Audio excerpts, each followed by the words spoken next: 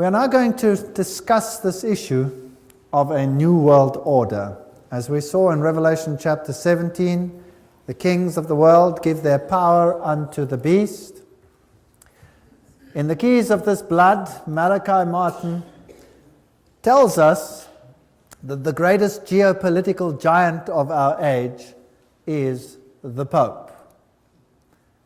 He says, on his trip to Poland, barely 8 months after his election, he signaled the opening of the Millennium End Game. He became the first of 3 players to enter the new geopolitical arena. He says that Pope John Paul would stride now in the arena of this endgame as something more than a geopolitical giant of his age. He was and remains the serene and confident servant of the grand design. This is Masonic signal language. Here is John Paul II with the Trilateral Commission. And here is John Paul II with B'nai B'rith, Jewish Freemasonry. This is a fascinating signal picture with him in the center controlling the most powerful think tanks in the world, because that's what the signal tells us. We saw in Revelation chapter 17 already some pictures of the powers of the world giving themselves over to the papacy. Lech Walesa being honored for his work with the host in public. The Bush-Gorbachev summit in Malta, George Bush referred to as a gateway to the millennium of freedom, and it was heralded as the building of a new world. It is a big idea, a new world order, where diverse nations are drawn together in common cause. Only the United States has both the moral standing and the means to back it up. So they want to create this new world order. Revelation chapter 13 said that the beast that comes up out of the earth would be the power that did it. Bush confirms that for us. By 1990, a peace prize went to Gorbachev for losing his country. A man of the decade he became, and the old symbols, which are Masonic symbols of the East German Empire, were removed. The communist emblem leaves. Pretoria News, August 20, 1999. Summit meeting with 63 countries about neoliberalism, and Fidel Castro gives a Masonic signal. Here he is with the papacy. All these so-called countries that are against what the establishment stands for are only against in the sense that they are playing the game of Hegelianism. Thesis, antithesis, but behind the scenes, they all belong to the same club. Let's just verify that. Fidel was significantly influenced by Jesuit father Armando Lorente and Alberto de Castro. De Castro admired Fancro. Fidel was very active in a Jesuit organization similar to the Boy Scouts, the Explorers. Wherever totalitarian movement erupts, whether communist or Nazi, a Jesuit can be found in the role of advisor or leader. In Cuba, it was Castro's father Armando Lorente. So forget about the idea that Cuba was anti-pope. A Jesuit was behind the scenes. They were playing the game of thesis, antithesis. When tyrants fall in Romania and Panama and all these countries, these tyrants were put in place to create a system of fear and chaos, and then they are removed and the people are happy to give up their civil liberties. We've already seen this video here of the Pope who receives honor from Bill Clinton for his role in ending the communist empire. 2,400 of his faithful here to welcome him. He's waving to the crowd.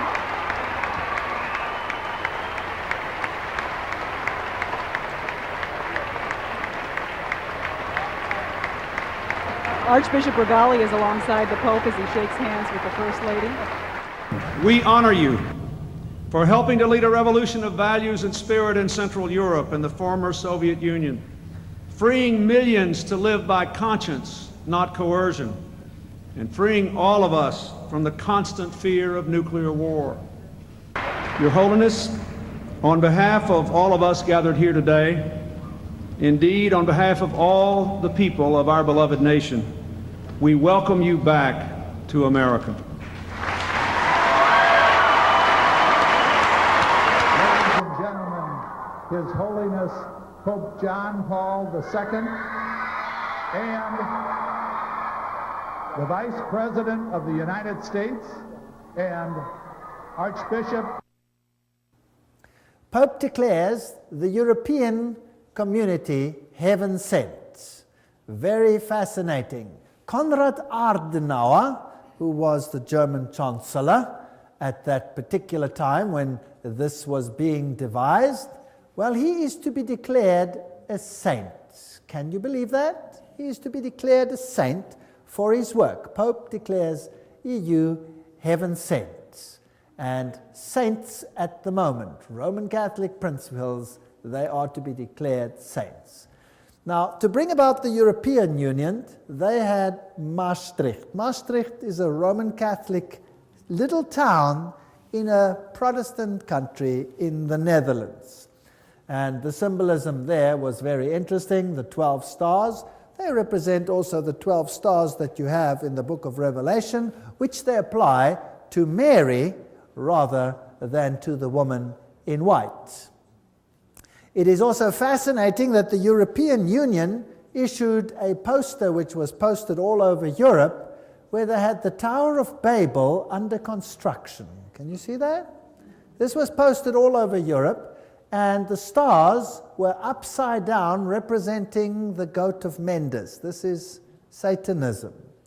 This is the new Tower of Babel. And the high French politicians said, we are building a new Babel, which they emphasized with this poster, and this time we will succeed. The new parliament of the European community is built like the Tower of Babel.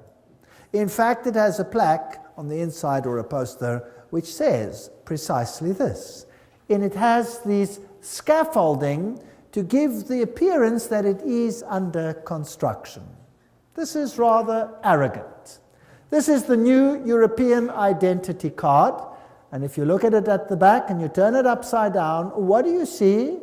You see the goat of Mendes. The horns are slightly modified to give another symbolism of the seat of the earth, but the inner facial features of the goat are very clearly discernible, and what these mean over here, I would rather not say.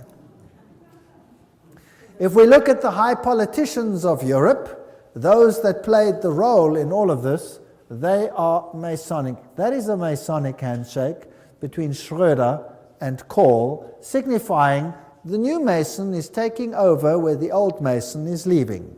So just as we saw that Kerry is a Skull and Bones member in America now, and the present president is a Skull and Bones member, it doesn't matter which one is going to win. So here too, Mason replaces Mason. Fingering the system, they're all showing that they're all part of the same system. When the Soviet Union fell, the new emblem that it adopted was this one, the double-headed eagle. Could you guess why? Well, the double-headed eagle is the symbol of Freemasonry, and it obviously shows who is in control. The queens, the kings of the world, as we have seen, all of them are high Masons and subject to the Roman Pontiff. And Islam, we did a whole lecture to show the intrigue of the Islamic religion and the Catholic religion, that behind the scenes, controlled by the secret societies, they have one aim, and one aim alone, subject to Rome. So what is all this war about with Islam? Who are these people who are pulling the strings in the world? And why are people being rubbed up between them? From the rock stars of the world, the Bonos of the world, to the political leaders of the world, everyone seems to be bowing down to the papal Caesar. from the east to the west. The Islamic world is currently being set up as the synthesis in the religious world, pitted against the Judeo-Christian culture as the antithesis, and then out of this must come a synthesis, where all of them will unite. This is a website. There is the actual website underneath. And this one, I believe, fairly accurately says who's who in the zoo. Adam Weishaupt, Astor, Pike, Carnegie, DuPont, Harriman, Bertrand Russell, Ted Kennedy. These are the Illuminatis of yesteryear and today. George W. Bush, of course, he's a Skull and Bones member. That's a sub-organization of Chapter 322 of a German organization, the Illuminati, therefore. Bundy, Habsburg, Freeman, Teng Hui, Hillary Clinton, Alan Greenspan, Rockefeller, Rothschild, Wahlberg. These are the bankers in the system, the negotiators, Lord Carrington, Jimmy Carter, Henry Kissinger, Lord David Owen, Richard Holbrooke. These are 33-degree Freemasons, or Knights of Malta, or Bilderbergers, Committee of 300. They all belong to the same club. If we look at Franklin D. Roosevelt, Cecil Rhodes, Engels, all of these, Trotsky, Stalin, Marx, Hoover, all of their affiliations, Grand Orient Lodge, for example, Grand Orient Lodge, Lenin was Grand Orient Lodge, Truman 33-degree, Willy Brandt 33-degree, Winston Churchill. We've seen many of these before. Helmut Kohl, Committee of 300, Francois Mitterrand, 33-degree Freemason. He is not alive anymore. Yitzhak Rabin, Yasser Arafat, 33-degree Freemason. These are fascinating details. Shimon Peres, Ronald Reagan, George Bush, Gerald Ford. I showed you Gerald Ford's signature where he signed for himself that he was a 33-degree Freemason. There it is. I photographed it in the lodge. And the Carters and these great political people in the world, the Schröders, the Netanyahus, the Gorbachevs, there is Saddam Hussein listed as a 33-degree Freemason. Now, that is somewhat strange, wouldn't you say? King Hussein, Al Gore, Tony Blair, all of these issues. Look at Saddam Hussein over there. Here's a picture of Saddam Hussein. And this is a picture that was beamed on national television during the war of what he looked like. Now, they also said at that stage that they weren't sure whether this was pre-taped. That means it could have been pre-taped before the war even took place, because if they are insiders, they would know who's who and what is going to happen. Now, there is a very interesting rumor about this man. Have a look at his face and have a look at the fact that he has no beard. The CIA, as well as the British Secret Service, said at the time it could be a double. It could be a double, but nevertheless, that is what was depicted. He has always looked like this. He's never had a beard. This is what he's looked like. Then they find, finally, Saddam Hussein's hideout, a filthy place, they say, and they arrest the man and show him on national television. After that, one does not hear too much. And he has a magnificent beard, a magnificent beard. Now, if the previous one was shot during the war, then this must be the best hair fertilizer that mankind has ever found. Maybe he could become a multi-zillionaire patenting this fertilizer to make this beard grow as it is.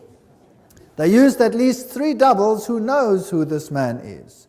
And to say that they did blood tests, who knows whether you can trust the laboratories that did this. Nevertheless, he's listed as a 33-degree Freemason. There are plenty of questions regarding this man, and there is no evidence except for his family that is safely living in exile. Royalty, Prince Bernhard of the Netherlands is 300, Committee of 300, and here Prince Beatrice and Prince Bertil, the Queen, of course, Prince Philip, all of them high Freemasons, Mengele, Walt Disney, all of these individuals. The world is really run by these individuals.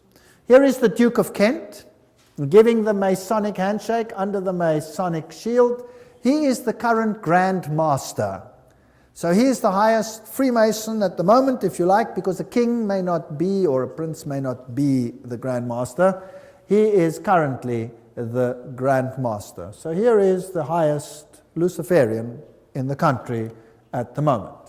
Political leaders, the Bill Clintons and all of these, we've dealt with them. We don't have to go through all of them again, the Jesse Helms, the Goldwaters, the Al Gores, and all of these individuals. And I've put the pages up there, and there are many, many books that substantiate all of these names. So just about everybody who is important in the world, everybody who runs in the political sphere is involved in these clandestine operations. We saw in the lecture on Revelation chapter 17 and 13 how there would be a holy alliance and how the United States would eventually become the powerhouse for propagating a new world order. Gorbachev's summit in Malta, referred to as the gateway to the millennium of freedom, as you will remember, and the initiative came for this great movement into a new world order. Now, let us have a look at this video where George Bush has something to say on this issue. Where institutions of freedom have lain dormant, the United Nations can offer them new life. These institutions play a crucial role in our quest for a new world order, an order in which no nation must surrender one iota of its own sovereignty, an order characterized by the rule of law rather than the resort to force. So he says all the nations don't have to give up one iota of their sovereignty, but we want them all in a new world order. Basically, that is what he said, out of the horse's mouth. And then this terrible incident took place. And, well, there were many, many deaths. A very strange incident. But before we get to it, let's first have a look at some of the history of this issue. The United States had a problem in that it wanted to introduce anti-terrorism laws, but there was no real terrorism in the United States. And then all of a sudden, a building in Oklahoma, April 19, 1995, was gutted by explosions, and they fingered a man, Timothy McVeigh, who worked alone, they said, and brought this building down by parking a van filled with explosive outside and blowing the building to smithereens. That's the official report. Inside were women and young children, and if anything gets the sympathy of the people, well, then that is surely one of them. Let's have a look at what happened here. Through federal authorities that a second bomb has been found inside that federal building in Oklahoma City. It was an explosion at 9 o'clock this morning that did that damage you're looking at right there. That was in the federal building did go off. It did the damage that you see right there. The second explosive was found and diffused.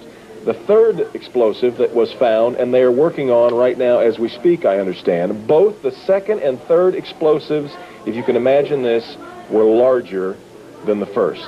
First bomb that was in the federal building did go off. It did the damage that you see right there. So you heard there on national television that a second bomb went off and it did the damage that you saw over there. They found a third explosive device within the building. The official report, however, says what? That there was a van outside with explosives. Now, I was not there. So I'm not going to set myself up as a judge as to what happened over there. I can merely say what the report said, what the news said, and then we'll ask some questions, and you decide what happened over there. Timothy McVeigh apparently worked alone, just like in the Kennedy case, and he blew this place up. But eyewitnesses say, no, they saw two individuals, and they saw this truck on a previous day, and they had a number. But when this building exploded, there was no real crater where this truck is supposed to have exploded.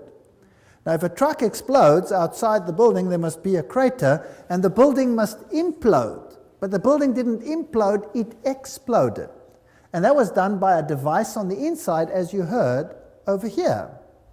So now, to fit the case and to say it was a truck, the people said, well, surely if it was a truck, then there must be some parts left of that truck. I mean, an explosion doesn't just get rid of every piece of a truck. It might be in smithereens, but there should be a piece of an engine block or something like that. There was nothing. Eventually, the pressure became so great that a CIA agent jogging 4 blocks away stumbled over the rear axle of the truck and found it. But the problem was, how do you identify this rear axle as part of that truck? Now, they had a registration number, and fortunately the number was on the rear axle. Now, nowhere in the whole world do you put registration numbers of vehicles on rear axles. So this is a strange issue. But anyway, he was fingered as the sole one. But there is so much suspicion surrounding this explosion, and then eventually a firm got the contract and they gutted that building before there was any possibility of looking into what happened at that particular event. Then came another event, the Twin Towers. Now, what happened after the first event? After the Oklahoma bombing, the United States, within just 5 days, had anti-terrorism legislation. And that anti-terrorism legislation gave powers to the President of the United States where he could suspend the Constitution. But it didn't give powers where the United States could unilaterally enter any country in the world to do as it pleased. For that, it needed a war-footing legislation, as was the case with Pearl Harbor. There needed to be an incident. Well, an incident arrived in that the Twin Towers were destroyed. President Bush speaks to the United Nations General Assembly November 10, 2001. We must speak the truth about terror. Let us never tolerate outrageous conspiracy theories concerning the attacks of September the 11th. Malicious lies that attempt to shift the blame away from the terrorists themselves, away from the guilty. Now, isn't it interesting that George Bush there said, let us not tolerate conspiracy theories that shift the blame away from the terrorists themselves. Why? Because so many people started believing that everything was not right with these particular issues. Now, let's have a look at the first hit. When this happened, the first aeroplane struck. We've been preparing for this kind of event for nearly a decade. We've had presidential directives. It's a project called Homeland Defense. We are, as we have been saying this morning, in a... So what we have footage of the very first airplane striking that building. That means there was an opportunity to record that. Very quickly, the following happened. Even as the leaders of the Taliban deny any role in this, an Arab journalist based in London is quoted today to the Associated Press as saying that followers of Osama bin Laden warned 3 weeks ago they were going to carry out this sort of an attack. The chief of safety of the fire department of New York City told me he received word of the possibility of a secondary device, that is another bomb going off. He tried to get his men out as quickly as he could, but he said that there was another explosion which took place. And according to his theory, he thinks that there were actually devices that were planted in the building. 45 minutes into the taping that we were doing, there was an explosion. It was way up where the fire was, and the whole building at that point bellied out in flames, and everybody ran. I was about 5 blocks away when I heard explosions, 3 thuds, and turned around to see the building we just got out of, antenna tip over and fall in on itself. And then all of a sudden it started like it sounded like gunfire, you know, bang, bang, bang, bang, bang, and then all of a sudden 3 big explosions. All right, so the eyewitnesses said that they heard secondary devices, bang, bang, bang, bang, and a series of explosions, and then these buildings came down. Demolition experts said that this is exactly what happens in a controlled demolition. You see, when an aeroplane strikes, there was a huge fireball, and the fireball is the burning of all the fuel on board the aeroplane. So there was nothing left there to explode. What was responsible for the secondary explosions? If we look at the setup, you will see there are the Twin Towers, and there are buildings all around, and these buildings were either slightly damaged or not seriously damaged. And then there is a road, and there's another building over there called building number 7, and that building came down sometime afterwards, although nothing hit it. And not much was ever said about that. What caused building number 7 to implode? Let's watch it. Okay, now watch 8 close. hours after the first plane crash, a third building at the World Trade Center collapses. This one, the number 7 World Trade Center building. This is a look at the flying debris from the number 7 tower. You're going to see that watch the explosion almost coming down coming the this street way. toward the camera. Number 7 tower at the World Trade Center. The CIA would have been in there normally, but they had, of course, abandoned the building when the event of catastrophe occurred. So who would have been in that building? The CIA would have been in that building, but they had evacuated the building. And 8 hours afterwards, the building comes down in a controlled, it seems, implosion. Now, nothing hit that building, and these are very strange questions that we have to consider. After this event, there was a Canadian response. And there was a great resolution passed at the United Nations last night that might bring about a new order in the world that would be better for all of us. All of this was brought upon us in a single day. And night fell on a different world. A world where freedom itself is under attack. So the Canadian response was this could bring about a new order in the world, as it was decided at the United Nations after a meeting. Gary Hart, what did he have to say? There is a chance for the President of the United States to use this disaster to carry out what his father, a phrase his father used, I think, only once, and hasn't been used since, and that is a new world order. Tim, your life is going to change, but more important, your son's life is going to change forever. America will never be the same after September 11th. We've been preparing for this kind of event for nearly a decade. We've had presidential directives. It's a project called Homeland Defense. We are, as we have been saying this morning, in a state of war. Even as the leaders of the Taliban deny any role in this, an Arab journalist based in London is quoted today to the Associated Press as saying that followers of Osama bin Laden warned 3 weeks ago they were going to carry out this sort of an attack. The chief of safety of the fire department of New York City told me he received word of the possibility of a secondary device, that is another bomb going off. He tried to get his nuclear, but he said that there was another explosion which... All right, that's enough. We've seen the buildings coming down. We've heard that while these things were still happening, the American government had fingered the culprits. A bunch of terrorists, naming their names, about 25 of them altogether, and the whole plot had been resolved by the end of the events that unfolded that day. An amazing piece of detective work after the event while it was even happening. Now, again, let me say I was not there.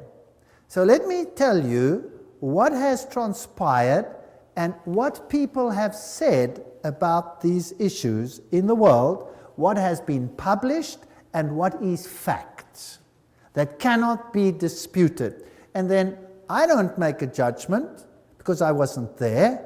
You make the judgment based on the facts. This is the story. They say the terrorists were of Arab extraction, and they mentioned the names of the passengers on these aeroplanes, which were United Airlines aeroplanes. And the mastermind behind the scene is a man by the name of Atta, who is fingered as the one who received instruction on how to fly an aeroplane. Well, when they released the names, immediately there was a hue and cry from the Arab countries because 5 of the terrorists, supposed terrorists, mentioned that they were very much alive and well and couldn't have been on the plane. Right? Very important. They were alive and well and couldn't have been on the plane.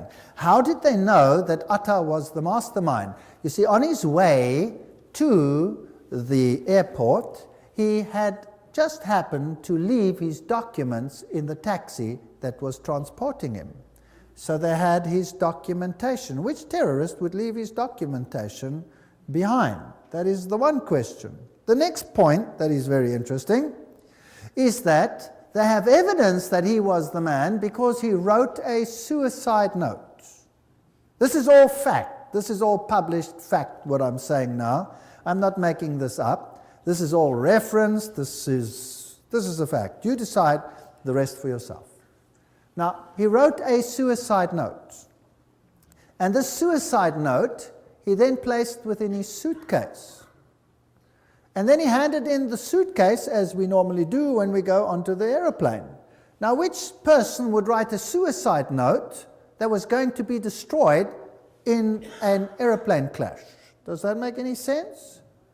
So the fact of the matter is they have a suicide note. But now the question is, if he handed in his suitcase to be put on top inside the plane, how come they have the suicide note? Well, just by chance, this is the one suitcase they forgot to put on the plane.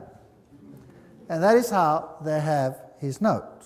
How do they know there were Arab terrorists in there? Because a passport. Nothing else survived that plane crash, but a passport fell out, and it happened to be a burnt-out passport, which still could identify one of the terrorists. This is very circumstantial.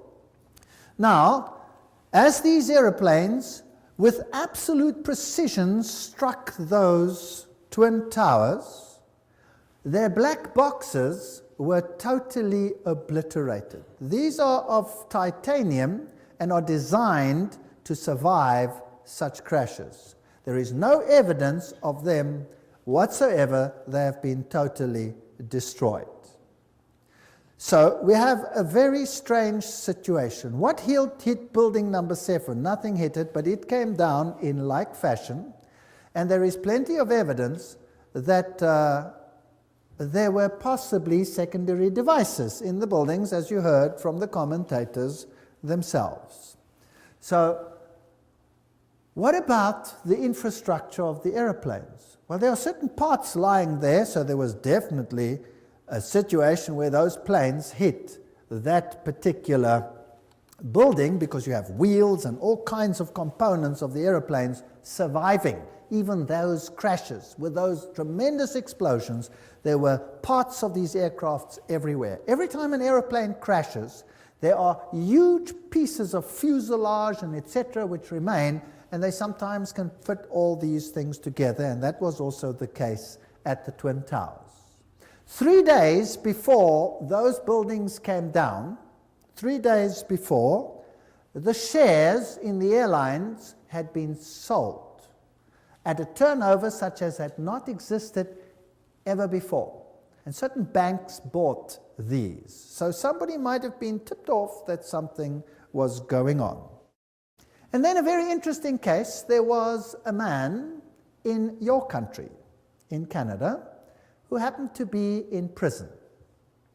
And they had caught him in a gambling situation, and they imprisoned him, and he said, "Let me go, I am clandestinely working for the CIA. I'm an agent, I was investigating money laundering, etc., etc., etc." And they would not let him go. Then he gave the names of his contacts at the CIA, and the CIA was probably embarrassed because of this situation and denied knowledge of it, and he was very angry because he felt he had been stabbed in the back. And this very often happens in this industry.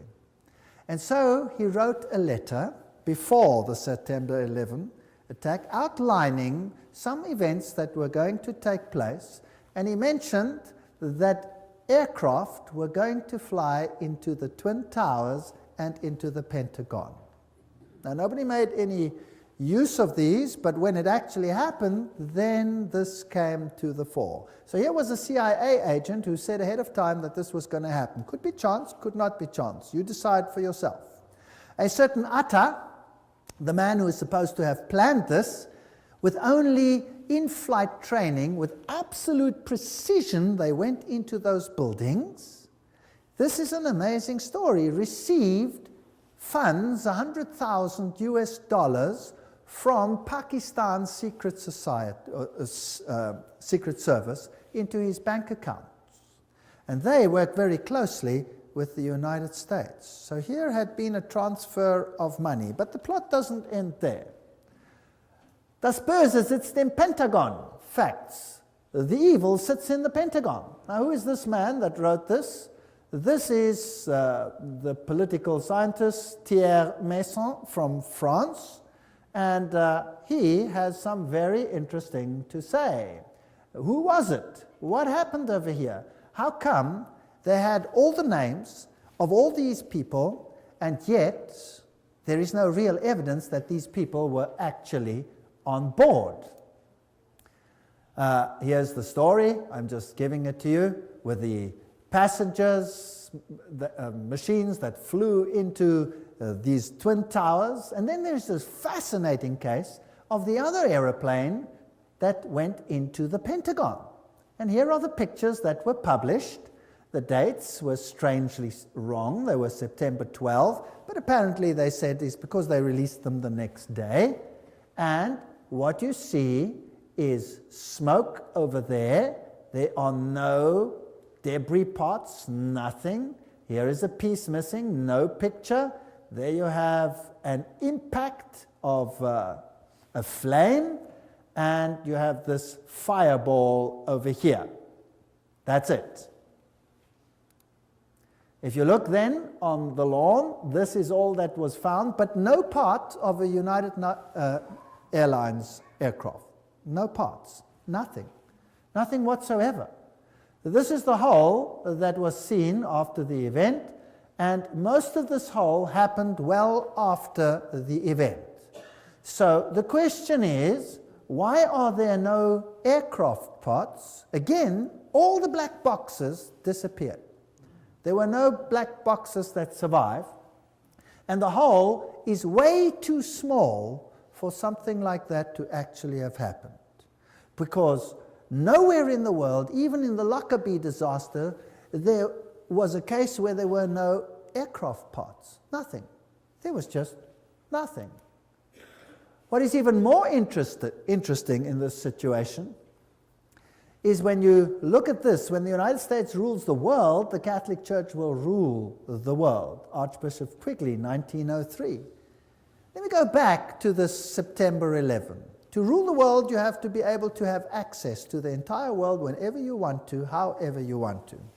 Now, this aeroplane that struck the Pentagon, and the other one that fell by chance, did you know about that? The other one that fell, and apparently there were terrorists on board that were overcome by loyal citizens.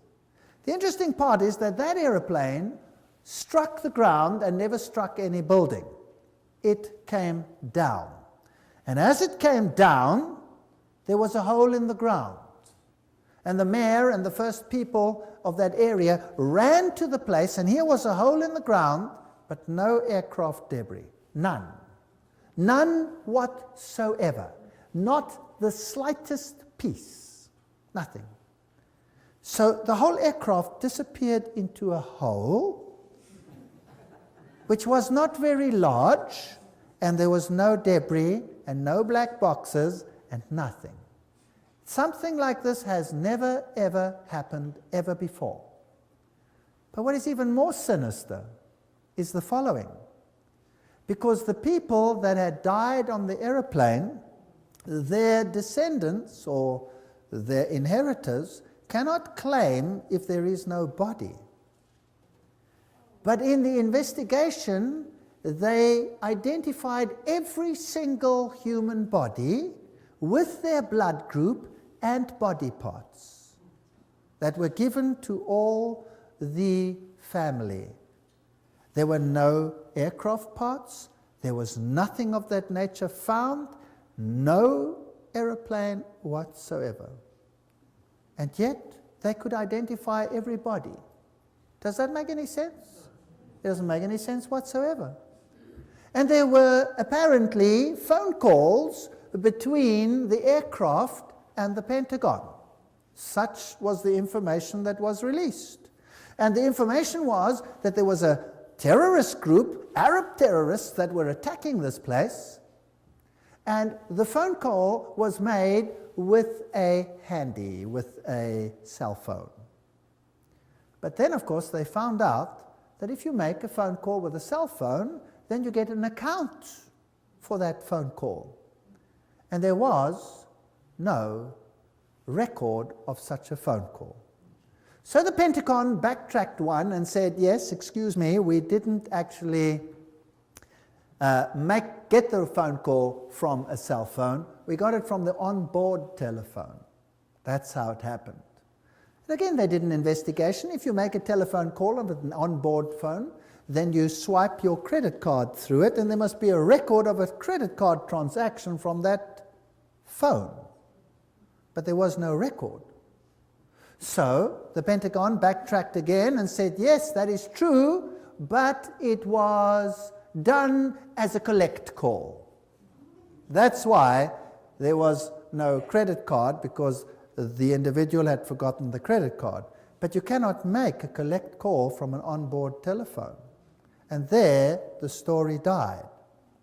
So here are 4 aircraft, no parts except the ones at the Twin Towers. There are holes in the ground and no aircraft whatsoever, but all the pieces of the bodies with the DNA analyses. These are interesting, very interesting facts.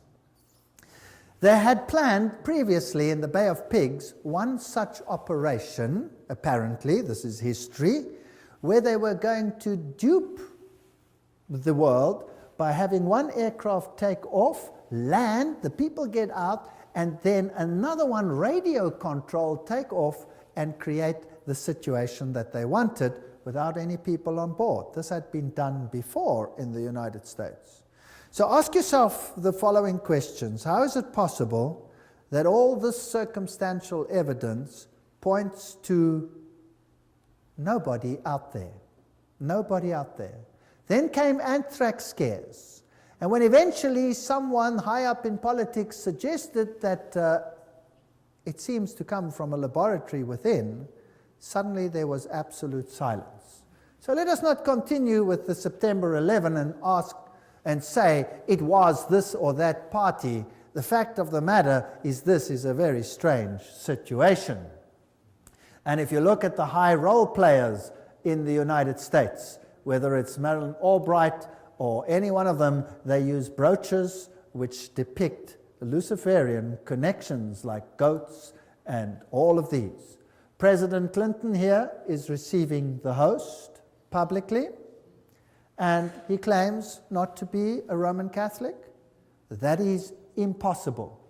Hillary Clinton is wearing the Phoenix Rising, which is a Masonic symbol. Sherry Blair uses Masonic signals. The presidents, the prime ministers of the world, whether the Thatchers or the Carters or the whoever they are, all of them seem to belong to insider organizations, whether they are religious leaders or political leaders, or whether they are Europeans or Americans or Eastern, all of them seem to be involved. If we look at Africa and Rome, this will give us an idea of what the New World Order is going to be all about. Africa and what they have done to Africa serves as a model for what will happen in the entire world. The great African leaders and the tyrants of the past, like the Idi Amins, these people have all received exile and were probably high Masonics. When we look at the Southern Africa, South Africa situation, where you had the black-white issue, the apartheid issue, the role players, again, were all Masons. This is Foster, the president, and he gives a Masonic signal, and he was a Freemason. If we look at Nelson Mandela, he is a Prince Hall Freemason. So again, both sides are on the same side of a secret society. If we look at de Klerk and Nelson Mandela, we have the same situation there. Mandela is compared to Jesus Christ. They lift him up. They have a synthesis and an antithesis, and he receives the host publicly, although he declines to say that he is Roman Catholic. He says he's not Roman Catholic. Now, Roman Catholic canon law states that you cannot receive the host if you are not a Roman Catholic. So these people are really something else. Here he has a Hindu marriage with the widow of Samora Machel. Now, Samora Machel is another story, and his anti-Christian statements are historic. He also had a Jewish wedding at the same ceremony and a Muslim, showing that all religions are one with him. The new political face is totally Masonic, and in 1992 already it was known that Mugabe of Zimbabwe was going to take the farms away from the people that lived there. This is before he started doing this. They had already said it. Mugabe is going to take white farms very soon. It was in 1992. Today, this is a fact. Der Spiegel published, Die Deutschen müssen raus, the Germans must get out, all whites must get out. Here's a cartoon of Kissinger pointing to the fact that the whites must get out of Africa. Here is the current president of South Africa, Mbeki, and Mugabe. They are hand in hand on this issue. He refuses to rebuke Mugabe for taking the farms by force. In South Africa itself, 4,000 farmers at least have died and have been killed as they have been driven off their land. Nobody hears about these things in the world. Zimbabwe lies in ruins. But what do we find here? A tremendous building going up, and what is it called? The Jesuit province of Zimbabwe. So the Jesuits are totally in control in that country. Jesuit School of Philosophy and the Humanities, brand new buildings, while a country lies in ruins. They're preparing for a final order. And all the black leaders are in the same level as all the European and American leaders. They all belong to the same club. Now, what is this new world order? Here is the new South African coat of arms, where you can see the phoenix rising out of the ashes, the crown of Mitra with the 7 rays. All the symbolism points to the same thing. I'm going to run you through the new economic order of the New World Order. And these are now quotes from Roman Catholic sources themselves.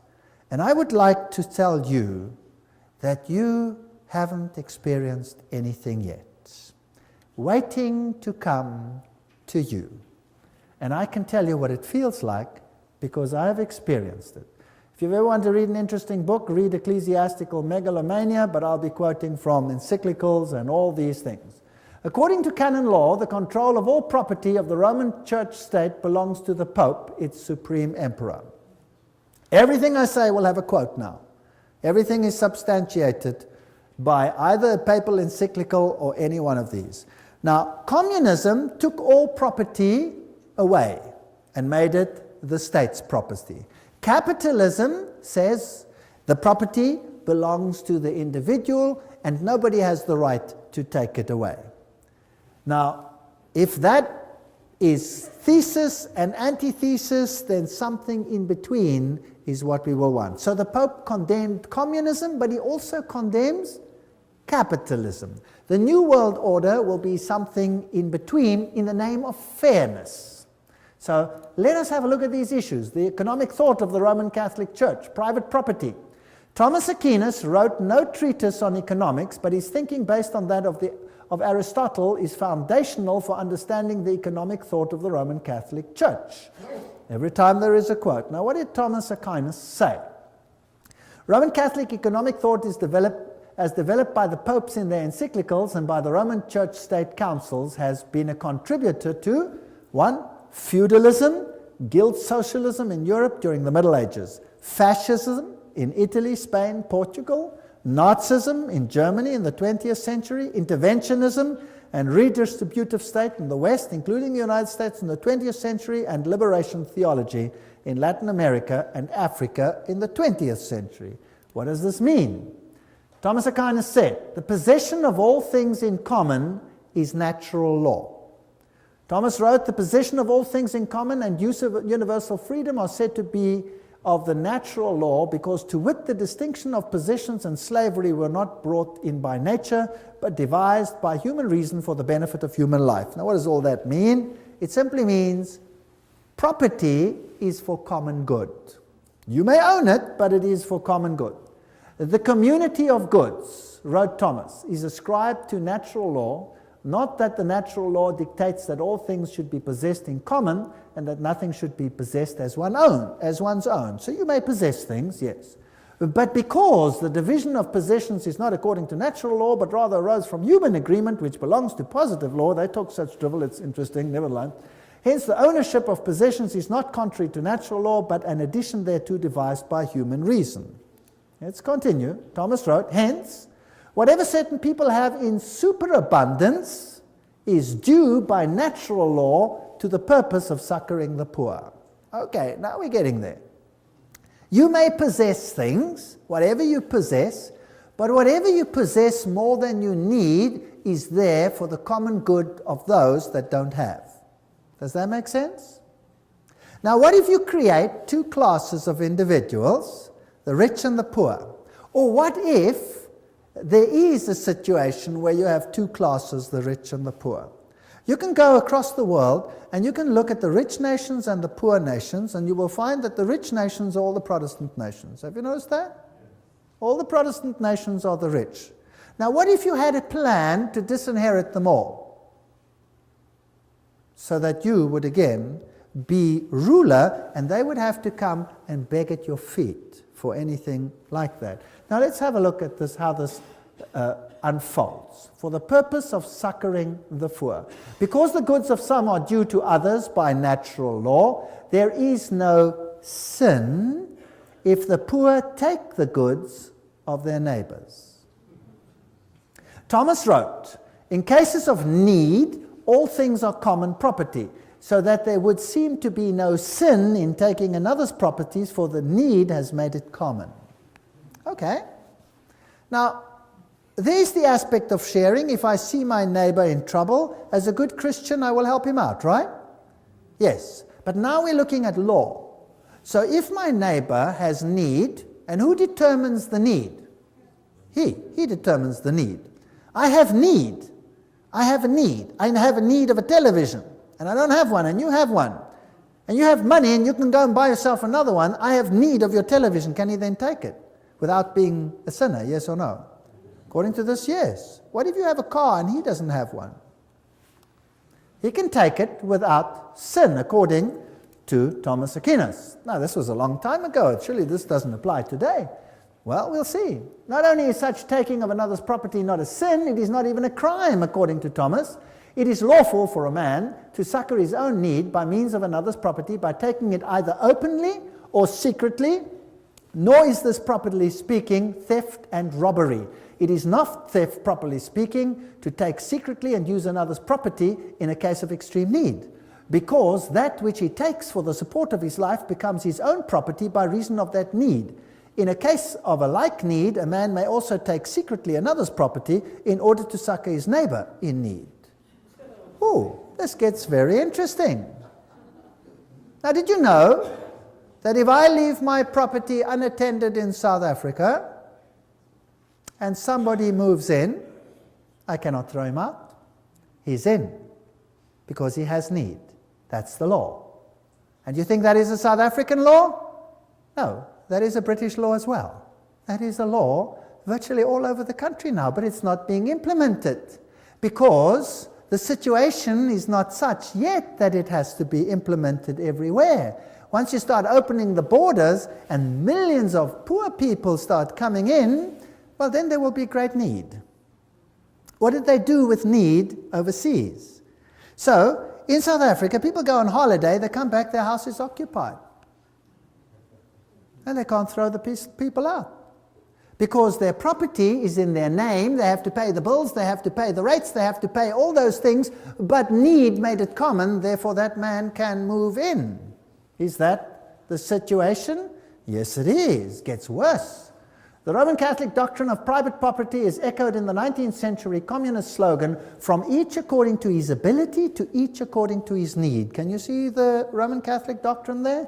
Human rights are more important than property rights. It was the creed of Lyndon Johnson's Great Society. We shall take from the haves and give to the have-nots who need it so much.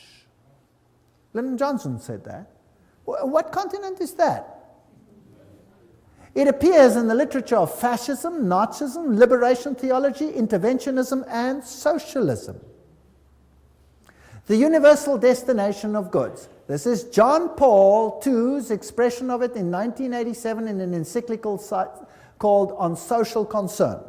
It is necessary to state once more the characteristic principle of Christian social doctrine. The goods of this world are originally meant for all. The right of private property is valid and necessary, but it does not nullify the value of this principle. Private property, in fact, is under a social mortgage, which means that it has an intrinsically social function based upon the justified precisely by the principle of universal destination of goods. Oops! What did John Paul II just say? He said that what Thomas said is what I say. You may have private property. The Roman Catholic Church is for private property. That sounds very nice. But it's never qualified that that property is only yours for common good. So one day you wake up and in your garden you have squatters. And you call the police and you say, hey, or you go out and you say, get off my property. And they say, let me alone or I'll blow your head off. Hey, you go to the cops, you say, cops, come help here, people are squatting on my land. Sorry, they have need. You have too much land anyway, live with it. Okay. Pope Paul VI made the point quite clear in 1967 encyclical on the progress of people. Each man has therefore the right to find in the world what is necessary for himself. This gets interesting. The recent Council, Vatican II, reminded us of this. God intended the earth and all that it contains for the use of every human being and people. Thus, as all men follow justice and unite in charity, created goods should abound for them on a reasonable basis. All other rights whatsoever, including those of property and of free commerce, are to be subordinate to this principle. That means if I have need of a manufactured good, can I take it? So now I'm driving my car, and we have a hijacking just about every 12 minutes. And a gun comes in and says, get out of the car, and I relinquish my car, and if I don't, what happens to me? I get shot. The man has need of my car. It's gone. Finished. In my own church at home, we've had hijackings after hijackings. Even the pastor. They beat him up and tried to put him into the trunk of the car. They would have killed him. He managed to fight himself free, and off he went without his car. Do you think there's any big action to find these things? No, occasionally here and occasionally there. Do you think there's any big action when the farmers are killed and they move on to the lands? No, a little bit here and a little bit there just to keep people happy. But basically nothing is done and the police hands are cut off. The law says that. There's nothing you can do. The other day, two cyclists were traveling along when they were hijacked by 5 gunmen demanding their bikes. So they were armed because they expect this is becoming like the Wild West, and they defended themselves, injured one, and got away. And guess what? The 2 cyclists are in jail. Yes, serving a sentence for injuring someone without need. They could have given them the bicycles. That would have solved the problem. You see how the law has turned upside down? Gaudium et Spes, the Vatican II Constitution, Pope Paul quoted, explains at greater length. If one is in extreme necessity, he has the right to procure for himself what he needs out of the riches of others. Now, who defines necessity? Since there are so many people prostrate with hunger in the world, the Sacred Council urges all, both individuals and governments, to remember the aphorism of the fathers: feed the man dying of hunger, because if you have not fed him, you have killed him. Therefore, because private property is immoral, all men, individuals and governments have the moral obligation to redistribute goods held unjustly by property owners. Have you heard of redistribution of goods lately? Have you heard of it many times lately? Yes, there is going to be a redistribution. All goods includes not just goods found in nature, but manufactured goods as well. John Paul II declared that all men must have access to those goods, quote, which are intended for common use, both the goods of nature and manufactured goods. I own nothing. Only on paper do I own anything. The state rules supreme. My life soon could be a misery. So if you are attached to your homes here in Canada, and this is the basis for the New World Order, if you are attached to your cars and your televisions and all these things, loosen yourself. Because soon they will be redistributed, and there will be nothing that the white or black or pink Protestant can do about it. And if some other suffers in the way, that is fair enough. The ends justifies the means. The redistribution will go as it should be. Rerum novarum. Who's heard of Rerum novarum? This is the papal encyclical that was issued, that is being quoted to this day, Pope John's. And to this day, all of them make reference to this, including Pope John Paul II, says this is this encyclical that forms the basis of the New World Order. Well, I thought it's important to study it. One of the Roman Church State's most influential statesmen on economic matters is the encyclical Rerum Novarum on the condition of the working classes. The Roman Church State allied herself with the proletariat, which in Marxism is the great and final enemy of the capitalist order. Pius, writing, declared that Rerum Novarum, however, stood out in this, that it laid down for all mankind unerring rules for the right solution of difficult problems of human solidarity, called the social question. Now, let's see. By far the most notable evidence of this social teaching and action which the Church has set forth through the centuries, undoubtedly, is the encyclical Rerum Novarum, issued 70 years ago. The norms and recommendations contained therein were so momentous that their memory will never fall into oblivion. John, Mater e Magistra, the papacy speaking. Pope Pius told us that the encyclical Rerum Novarum was instrumental in ending laissez-faire capitalism in the 20th century by ushering in an era of effective interference by the government. Have you got this? Let's see how it ends up.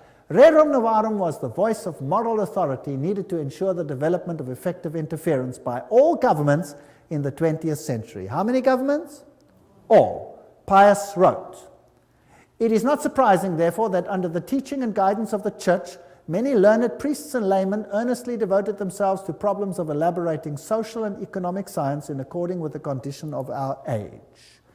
Under the guidance and light of Leo's encyclical, Rerum Novarum was thus involved a truly Christian social science, which continues to be fostered and enriched daily.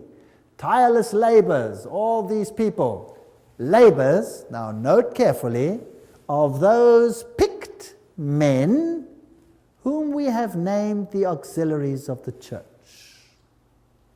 So everybody working in the secret societies, the Opus Dei, the Knights of Malta, the Knights of Columbus, all of these people working, those picked men, to bring this about. Nor were there the only blessings which followed from the encyclical. The doctrine of Rerum Novarum began little by little to penetrate amongst those who, being outside Catholic unity, do not recognize the authority of the church. And these Catholic principles of sociology gradually became the part of the intellectual heritage of the whole human race. Where are we going? I'd like to know. Thus too we rejoice that the Catholic truths proclaimed so vigorously by our illustrious predecessor are advanced and advocated not merely in non-Catholic books and journals, but frequently in legislative assemblies and in courts of justice.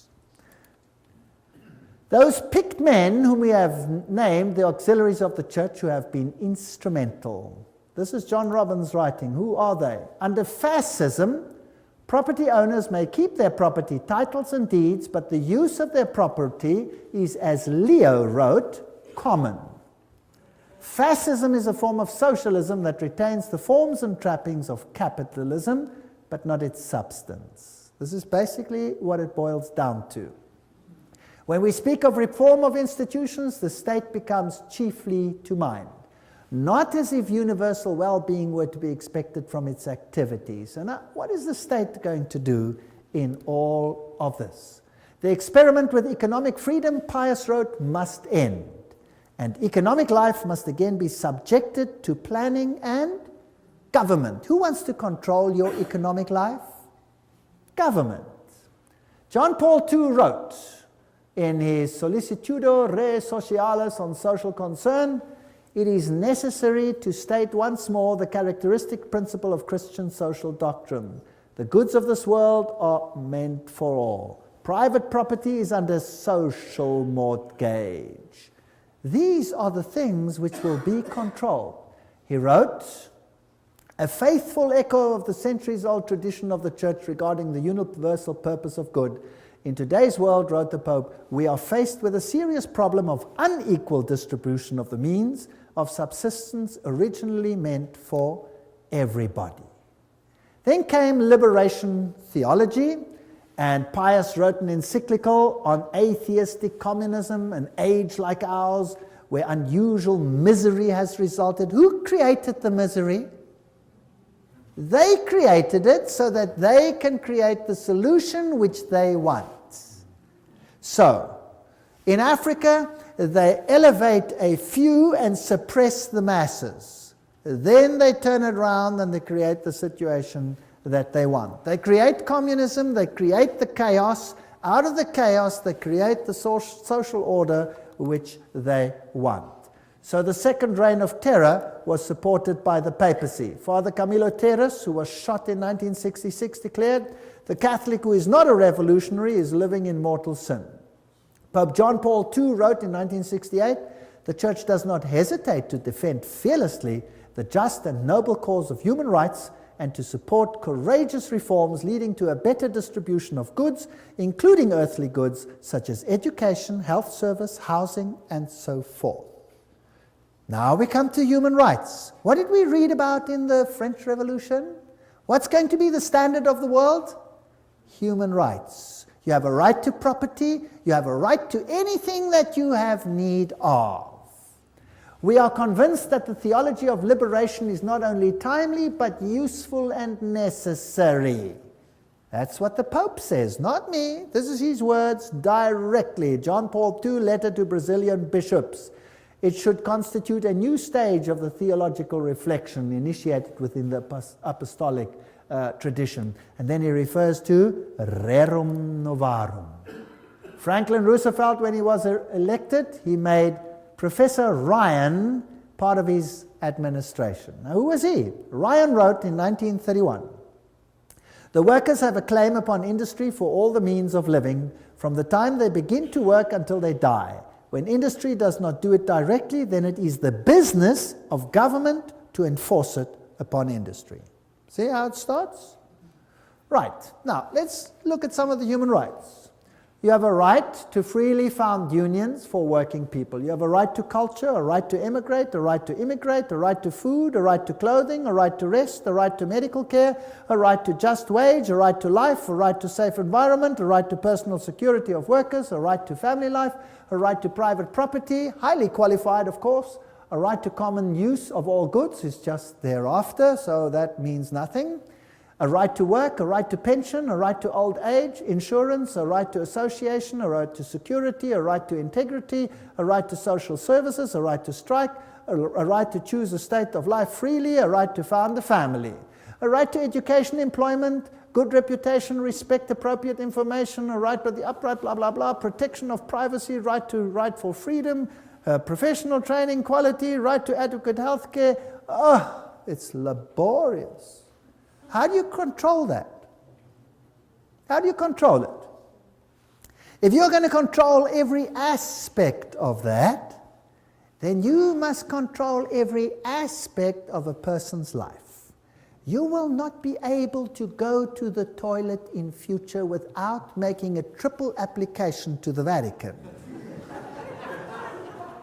They're going to control every single aspect of your lives. That's what they're going to control. And government is going to become super huge. Now, where's the money going to come from? From you. Now, when the money comes from you, what then happens to your wealth? It gets less and less and less and less. That means the middle class will disappear. How many classes under Catholicism in the Middle Ages? 2. There was a feudal class, the Goyim, and there was the upper class who controlled everything. Now, if we take employment, in my country, employment was running at almost 50%. In Germany, it was running at point something percent. And then it went up to 2, 3, 5, 10, 20%. Now unemployment is rife in Europe. Why? Because all the East Bloc countries are now being incorporated into Europe, and there must be redistribution of wealth. And so it's coming down, down, down, down, down. The recent surveys don't ask where you live. They say, how many rooms have you got? How many people live there? How many this? How many that? When did they do that, and in what country? In communism. And what happened if your house was bigger than your need? The one who had the need got it. But who has to pay for it? You, because you own it. It's even worse now than in communism, right? So they came to our country. Now you have to register in each individual location. And you may not vote outside your location, so that they have your location attached to your name. And then they came to my house and they said they want to know, what is my religion? I said, I'm a Christian. They said, which denomination are you? I said, it's none of your business. They said, it is my business. Which denomination are you? I said, it's none of your business. How many rooms have you got? I said, enough. We want to know exactly how many rooms you have. I said, I have enough. Well, we want to know exactly. It's got nothing to do with you. Why do you want to know exactly? I could have another one next week, or I could put a wall in and I could have 2, right? So none of your business. You get into big trouble if you answer questions like that. You're not supposed to do that. Therefore, there must be made available to all men everything necessary for leading a life truly human. Did you know that living a life truly human is the Catholic acronym for salvation? And I will prove this to you in a future lecture, where they say to be saved means to live a life truly human. That means the kingdom of God for Catholicism is the kingdom of Catholicism ruling the world on this earth and giving everyone the capacity to live a life truly human. That means enough to take care of your basic needs and nothing else. Do you like the New World Order? Do you like it? You know what? The Bible calls him the man of sin. Now, there's another word for the redistribution of wealth, and I've given it to you already. What is it? It's called theft. That's right. The Bible says, thou shalt not steal. That means thou shalt not take from one who has and give it to someone else. That's called theft. That's breaking the commandments of God. Is that correct? Yes. We will see that this system of human rights breaks every single commandment of God as we go along. When God distributed land to Israel, how was it distributed? As an eternal inheritance. It was your land. Ahab wanted Naboth's vineyard. And Naboth said to him, I will not sin against the Lord my God, because this land has been given to me as an eternal inheritance and to my children. God gives each one a piece that is his. They take it and distribute it according to need, but you pay the bill. Fascinating. The complex circumstance of our day makes it necessary for public authority to intervene more often in social, economic, and cultural matters. The Second Vatican Council, that's what it said. So they're going to intervene at every level of your life. Lob von Gorbachev für den Papst. Gorbachev praises the Pope, and he says the Pope is right in his demand for a new world order. In 1991, the San Francisco Chronicle already said Pope calls for a new world order. Albert Einstein says, mankind's desire for peace can be realized only by the creation of a world government. With all my heart, I believe that the world's present system of sovereign nations can only lead to barbarism, war, and inhumanity, and that only law can assure progress towards a civilized, peaceful humanity. Interesting statement, Albert Einstein. What did he also state? He says, there is no salvation for civilization or even the human race other than to creation of a world government. That was Albert Einstein. What did Hugh Tunt, former Secretary General of the United Nations, say?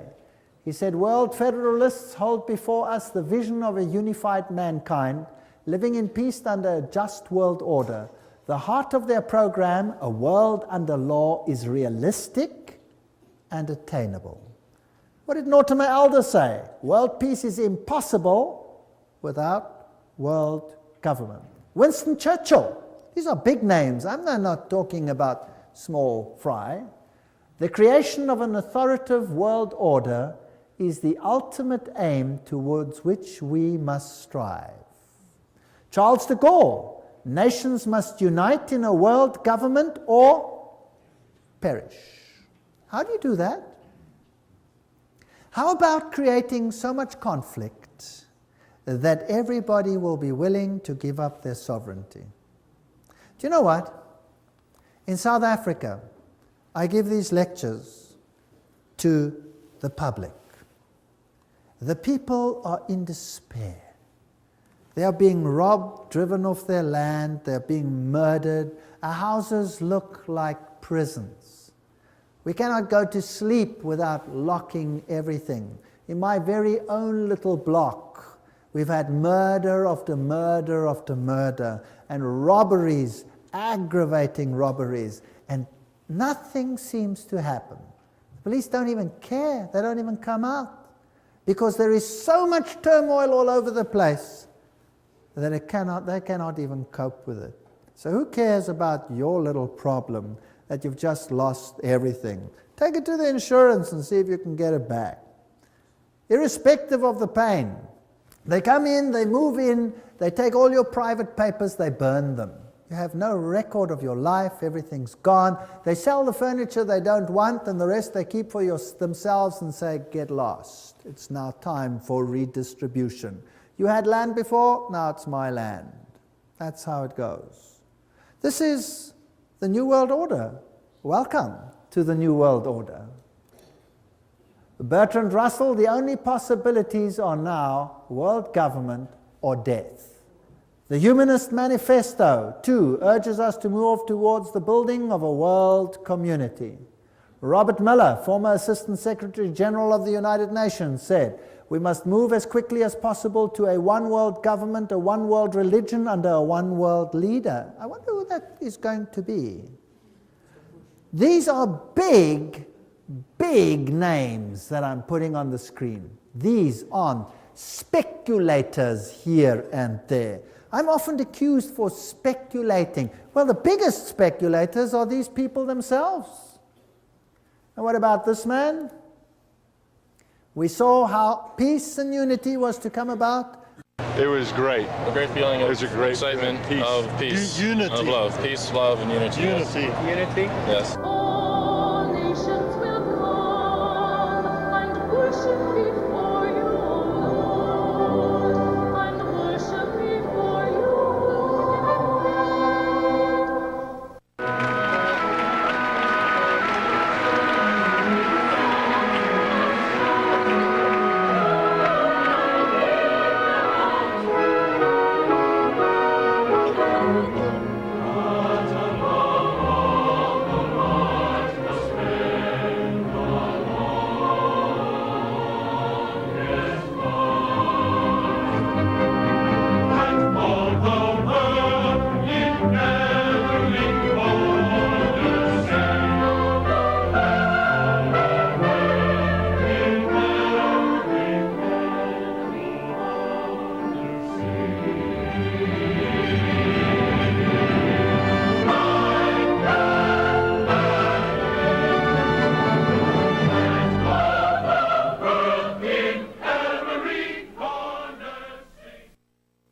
Pope calls for a new world order, CNN, Thursday, January 1, 2004. He made his whole New Year's speech revolve around the new world order. I want to tell you today that the new world order is intended not just to unite the nations which God had separated, that's one aspect, but to eradicate Protestantism of the face of the earth. And particularly that form of Protestantism which refuses to bow to the papal Caesar. That form of Protestantism will have to go. And we will see that under the circumstances that will be created, these conditions are all in place right now. It is all there. And I will put it on the screen for you, so don't miss the next lectures. Now we're getting into hot territory. I'll put the quotes on the screen where they will tell you who the problem children are going to be. And don't think it's Islam. It's someone else. Don't miss the next exciting episodes. But before I go, I would like to remind you that Jesus said that this was going to happen. And if I know, and if I understand with my whole mind and with my whole heart, that Satan, because the dragon gave him his power and great authority, is setting up his kingdom here upon this earth, then instead of becoming disillusioned, frightened, hysterical, I know that the time must be very short, isn't that right? And I know that the Lord must be coming very soon. So, as far as I'm concerned, I have distanced myself from my property. If I literally had to come home next week and find my wife somewhere in another little room and my house occupied by whomever, then I will say, tough cheese, it's going to blow up anyway, who cares? It's going to be destroyed when the Lord comes by the brightness of his coming. Why not take it now? Have fun while you can. And I'll move on somewhere else. I don't mind building a tree house for a little while. That should be okay. If they take my cars, well, that's okay too. We'll get another one. And if we can't afford another one, we'll walk. Who cares? I really don't care anymore. But people who are losing things become desperate. And what do? They commit suicide. By the thousands. People are committing suicide. If they understand this message and they understand where we are going, would they then commit suicide? No, they gather hope. They say, wow, so we're part of a big exciting end game. And this is exactly what is happening. People are getting hope, and they're giving their lives to the Lord Jesus Christ, and they are saying, Lord, save me, not only from my sin, but save me from this world. I am longing for your kingdom. Do you know what the government policy is in the kingdom of God? I've already told you. Everyone in the kingdom of God gets a dwelling place in the city built by whom? By God. And it has your name on it. Did you know that? You have a city dwelling. In the new world, what happens? God says, no longer will they build houses and others live in them. So what are you going to do? They will build houses, says the Bible, and they will plant vineyards. And no longer will you plant vineyards and others eat of them. What does that mean?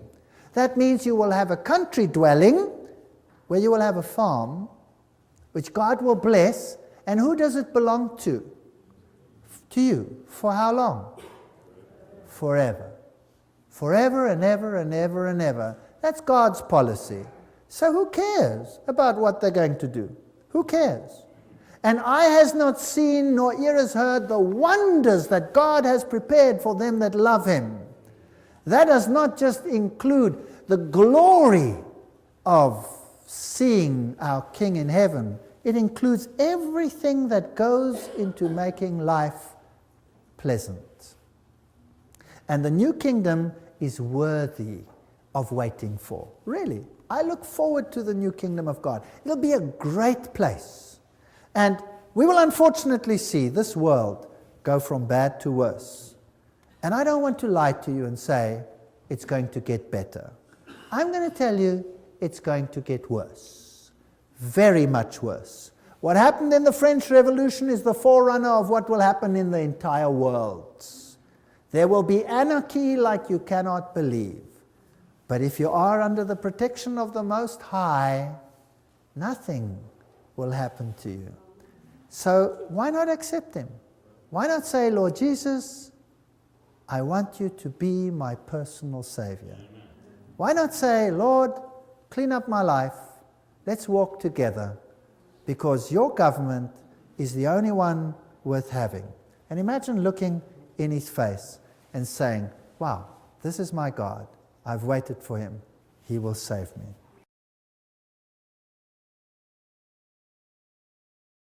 Heroes of Flight 93, the official version, is that this plane was heading, let's say, for example, for the White House or for the Capitol building, but that some heroes on board overpowered the pilot, and then the plane crashed onto the ground, killing all the occupants.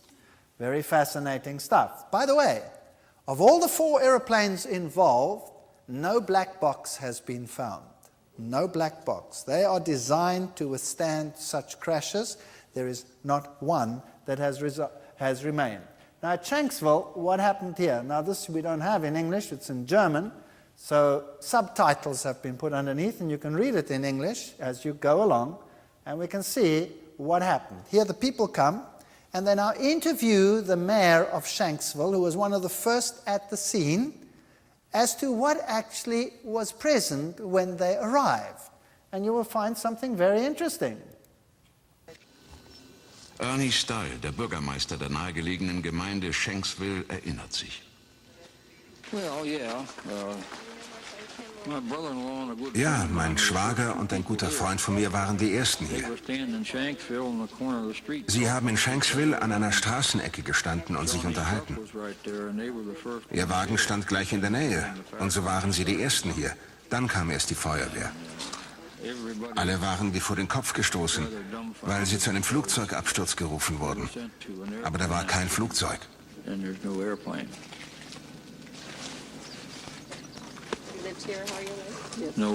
Flugzeug.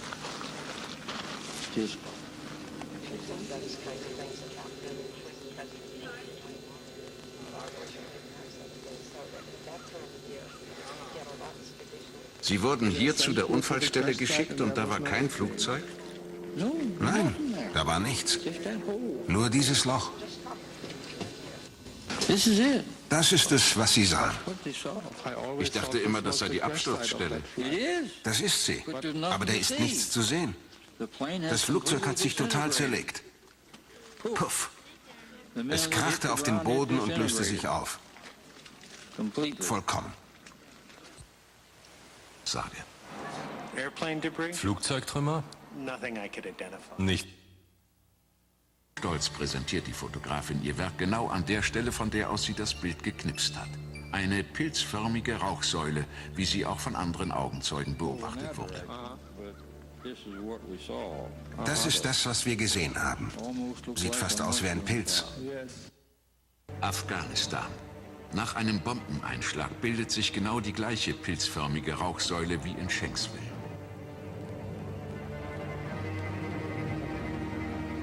War es doch eine Bombe oder eine Rakete? That's an interesting story. So here you have an interview with the eyewitnesses that come to the crash site, and there's no aeroplane. But there's a hole in the ground. And in the hole, nothing. No aeroplane. No aeroplane debris, nothing. Just a hole in the ground, in which a whole Boeing disappeared, totally dissolving itself, with nothing to show. Interestingly, they have the bodies of every single one that was on board, but there's no airplane. Now, that is weird. You must admit, that's kind of weird. And that is the picture of the actual cloud that formed. This photographer just happened to be there when it happened. And that is the cloud that forms when a bomb hits, like they used in Afghanistan. And the question was asked, was it perhaps a bomb and not an aeroplane at all? And where is the aeroplane? We wouldn't know, it's gone. Now, nowhere in the history of the world has an aeroplane like that just disappeared. I mean, imagine when your shuttle exploded up there, what a terrible disaster that was. And that was like a nuclear explosion in mid-air. They could almost reconstruct that shuttle from all the debris that they put together. Isn't that correct? And here, nothing? Nothing? No airplane? It's gone. No airplane. Very interesting. Let's go and look at what happened at the Pentagon. Amongst reports circulating is the report that there was an explosion in the Pentagon. Now, according to this, an airplane flew into the Pentagon. Let's have a look what was aired on national television abroad. Von einer Explosion ohne jegliche Beteiligung eines Flugzeugs im Inneren des Pentagon wird berichtet. Übrigens, die Fassade knickte erst später ein. Das war keine unmittelbare Folge des Aufpralls. Direkt auf den eben renovierten Teil des Pentagon zu. Nachdem das Flugzeug auf den ersten Gebäudering aufprallte, durchschlug es noch 2 weitere Ringe, um am Ende dieses 1,80 Meter große Loch zu hinterlassen. Wie schon bei dem Absturz in Shanksville löste sich auch hier das Flugzeug in Luft auf, beziehungsweise pulverisiert.